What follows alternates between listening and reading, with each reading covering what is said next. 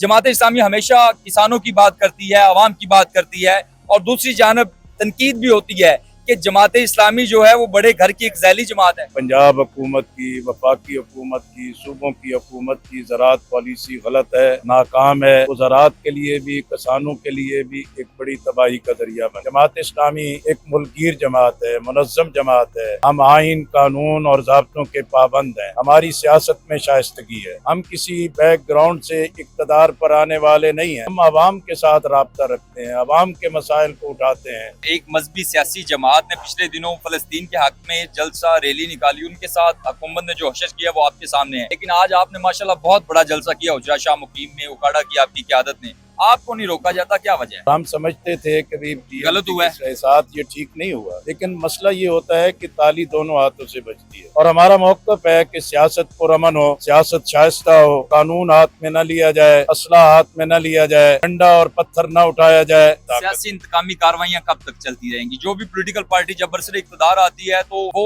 ऐसे रगड़ा लगाती है अपोजिशन को। शहबाज शरीफ कहते थे हमें तो दीवारों के साथ चुन दिया गया था जब वो अपोजिशन में। इस मकसद के लिए अब सियासी जमातों को, सियासी क़यादत को अपनी गलतियां माननी पड़ेंगी। उनसे गलतियां हो चुकी हैं, गलतियां सबसे हो चुकी हैं। पानी पाकिस्तान तहरीक इंसाफ जेल में है। पीटीआई कहती है कि पाकिस्तान के अंदर इस वक्त कानूनियत नहीं है, ला कानूनियत है। मुल्क में जो है ना वो ला कानूनियत है। जमात इस्लामी क्या समझती है? अगर ला कानूनियत है तो जो अपोजिशन की जमातें इकट्ठा नहीं होना चाहिए इस वक्त। लियाकत बलोच साहब मेरे साथ मौजूद हैं, कायम मुकाम अमीर जमात इस्लामी है, इनसे बात करते हैं। आज हुजरा शाह मुकीम में बहुत बड़ा एक जमात इस्लामी ने जलसा किया जिसका मकसद था कि किसानों को हुकूमत की जानब से रिलीफ देकर देना।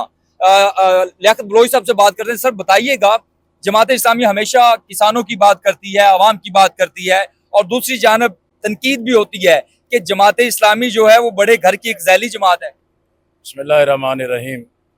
देखें, हाफिज़ नईमुर्रहमान साहब जिन्होंने अपनी इमारत में आने के बाद सबसे पहले मसला बिजली का उठाया, IPPs को बेनकाब किया, आवाम को रिलीफ दिलाने में कामयाब हुए। इसी तरीके से पिछले 2 साल से हम किसानों के मसाइल को उठा रहे हैं और इस बात की निशानदेही कर रहे हैं कि पंजाब हुकूमत की, वफाकी हुकूमत की, सूबों की हुकूमत की ज़राअत पॉलिसी गलत है, नाकाम है। वो ज़राअत के लिए भी, किसानों के लिए भी एक बड़ी तबाही का ज़रिया बन गई है।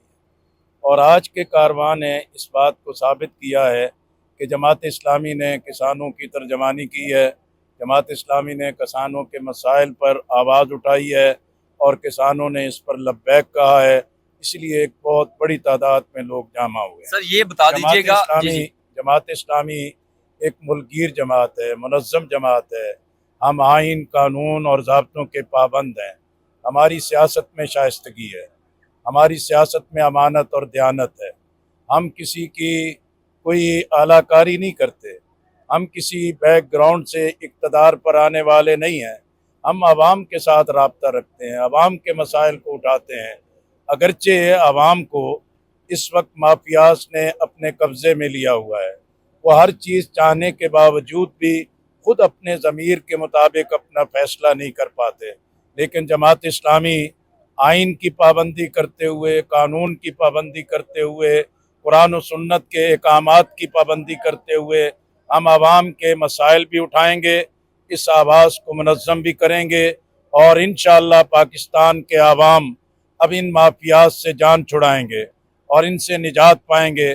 और पाकिस्तान जिसके लिए कायदे आज़म ने बेपनाह और ज़बरदस्त क़यादत की, अल्लामा इकबाल ने एक नज़रिए की ताकत दी। हमारा आज भी ईमान है कि पाकिस्तान उसी नज़रिए की बुनियाद पर ही मुस्तहकम होगा और पूरी दुनिया में एक पायदार इज्जत बनाए। एक सवाल पूछना चाहूंगा, एक मजहबी सियासी जमात ने पिछले दिनों फलस्तीन के हक में जलसा रैली निकाली, उनके साथ हुकूमत ने जो हशर किया वो आपके सामने है। लेकिन आज आपने माशाल्लाह बहुत बड़ा जलसा किया हुजरा शाह मुकीम में, उकाड़ा की आपकी क़यादत ने, आपको नहीं रोका जाता, क्या वजह है? लेकिन मेरा ख्याल है कि जो TLP के साथ हुआ है, हमने उसकी मजम्मत की थी और हम समझते थे कि गलत हुआ है, साथ ये ठीक नहीं हुआ। लेकिन मसला ये होता है कि ताली दोनों हाथों से बजती है।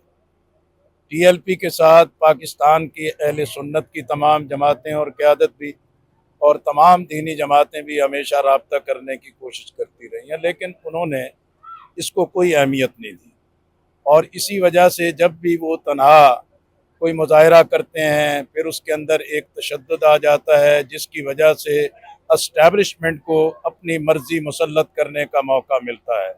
और हमारा मौक़िफ़ है कि सियासत पुरअमन हो, सियासत शाइस्ता हो, कानून हाथ में न लिया जाए, असला हाथ में न लिया जाए, डंडा और पत्थर न उठाया जाए। तो ये पुरअमन सियासत जो है यही अवाम की ताकत होती है, जमहूरियत की ताकत। सियासी इंतकामी कार्रवाइयां कब तक चलती रहेंगी? जो भी पॉलिटिकल पार्टी जब बरसर इक़्तिदार आती है तो वो ऐसे झगड़ा लगाती है अपोजिशन को। शहबाज शरीफ कहते थे कि हमें तो दीवारों के साथ चुन दिया गया था जब वो अपोजिशन में थे। मेरा ख्याल है कि ये एस्टैब्लिशमेंट हमें बुनियादी हकूक़ और इंसानी हकूक़ तश्तरी में रख के नहीं देगी, वो आसानी से लोगों की गर्दन से नहीं हटेगी। इस मकसद के लिए अब सियासी जमातों को, सियासी क़यादत को अपनी गलतियां माननी पड़ेंगी। उनसे गलतियां हो चुकी हैं, गलतियां सबसे हो चुकी हैं, लेकिन ये गलती पे गलती करते रहेंगे। हर इलेक्शन में 5 साल के बाद कोई एक पार्टी में एस्टैब्लिशमेंट के नए सिरे से आला कार बन जाए तो ये जमहूरियत का भी, पार्लियामेंट का भी, सियासत का भी नुकसान है। सर आखिरी सवाल आपसे पूछना चाहूंगा, खान साहब बानी पाकिस्तान तहरीक इंसाफ जेल में है। पीटीआई कहती है कि पाकिस्तान के अंदर इस वक्त कानूनियत नहीं है, ला कानूनियत है। मुल्क में जो है ना वो ला कानूनियत है।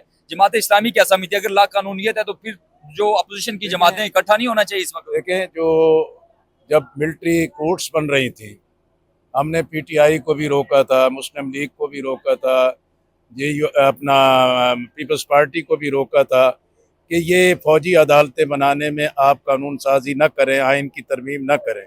लेकिन उस वक्त पीटीआई ने किसी की बात नहीं सुनी थी। इसी तरीके से ये 26वीं आइनी तरमीम आई, जनाब हाफिज़ नईमुर्रहमान साहब की क़यादत में हम पीटीआई की क़यादत के पास गए, हम मुस्लिम लीग की क़यादत के पास गए, हम पीपल्स पार्टी की क़यादत के पास गए, हम मौलाना फजलुर रहमान साहब के पास गए। हमने सबसे कहा कि ये 26वीं आइनी तरमीम का आप हिस्सा न बने और इसके प्रोसेस का हिस्सा न बने। इसकी मंजूरी से जमहूरियत का सर कलम अपने होगा, फायदे के लिए जमहूरियत का सर कलम होगा और अदालत की आज़ादी सल्ब की जाएगी। लेकिन हमारी बात नहीं मानी गई। आज वही 26वीं आइनी तरमीम सियासत के रास्ते की भी रुकावट है और अदल के रास्ते की भी रुकावट है। शुक्रिया।